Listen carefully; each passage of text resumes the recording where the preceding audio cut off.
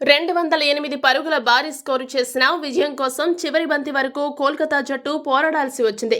Klaasen పుణ్యమాని లక్ష్య ఛేదనలో హైదరాబాద్ 204 పరుగులు చేసి కేకేఆర్ను టెన్షన్ పెట్టింది.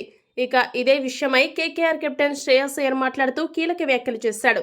అయ్యర్ ఏమన్నాడంటే, మేము సులభంగా గెలుస్తామని అనుకున్నాను, కానీ 17వ ఓవర్ నుండి అసలు టెన్షన్ మొదలైంది. క్లాసెన్ సూపర్ హిట్టింగ్తో మమ్మల్ని పూర్తిగా భయపెట్టేశాడు. రస్సెల్ డేంజర్ అని తెలుసు, కానీ రస్సెల్ను మించిన యమ డేంజర్ ఆటతో క్లాసెన్ మా నుండి గెలుపును దాదాపు లాగేసుకున్నాడు. కానీ చివరి ఓవర్లో ఏదైనా జరగవచ్చని భావించాను. ఎస్ఆర్హెచ్కు 13 పరుగులు కావాలి. అదే సమయంలో మాకు అత్యంత అనుభవజ్ఞుడైన బౌలర్ లేడు. కానీ హర్షిత్ రానాపై నమ్మకం ఉంచి ఏం జరిగినా పర్వాలేదని నేను అతనికి చెప్పాను. ఇక ఆండ్రీ రస్సెల్ బ్యాట్ మరియు బాల్తో మంచి ప్రదర్శన చేయడం చాలా బాగుంది. ఇక నరైన్ బాల్తో అద్భుతంగా ఆడాడు. విజయంతో టోర్నీని ప్రారంభించినప్పుడు ఖచ్చితంగా అది ప్రేరణనిస్తుంది. ఇక మేము ఫీల్డింగ్లో మరింత మెరుగుపరుచుకోవాల్సిన అవసరం ఉంది.